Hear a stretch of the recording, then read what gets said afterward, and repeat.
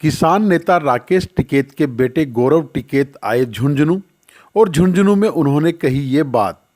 15 जनवरी को होगी किसानों की समीक्षा बैठक, उसमें किसान मोर्चा लेगा निर्णय। सरकार को किसानों से हुए समझौते पर करना होगा काम।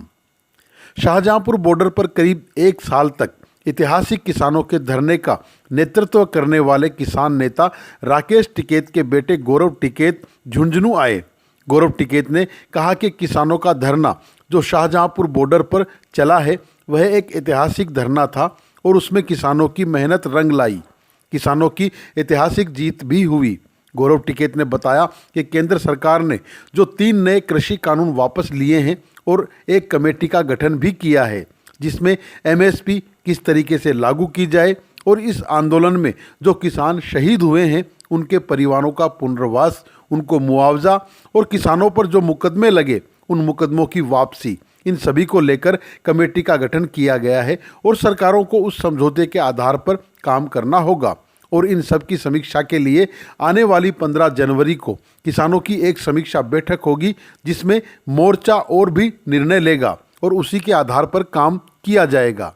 गौरतलब है कि राकेश टिकैत के बेटे गौरव टिकैत सीकर में एक कार्यक्रम में शिरकत करने के लिए गए थे और वापसी पर झुंझुनू में उनका स्वागत किया गया। उनको साफा में मालाएं पहनाकर उनको जीत की बधाई दी और इस अवसर पर मीडिया से रूबरू हुए।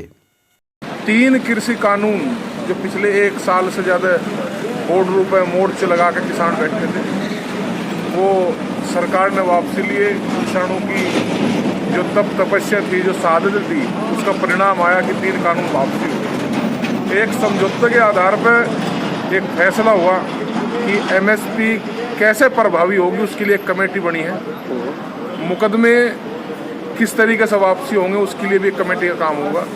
और जो शहीद हुए हैं इस आंदोलन में उनके परिवारों को पुनर्वास, उनके परिवारों को मुआवजे की बात भी ये समझौते में सारी चीज़ें आई हैं। सरकारों से भी ये है कि सरकारें अपना किसानों के प्रति जो अपना रवैया है वो ठीक करके और इन समझौतों पर काम करना शुरू करें। आगामी रणनीति 15 जनवरी को जो समीक्षा बैठक होगी उसमें आगे की जो रणनीति संयुक्त मोर्चा निर्णय लेगा, उसमें जो है वो जो भी निर्णय होगा वो उस 15 तारीख के बाद होगा।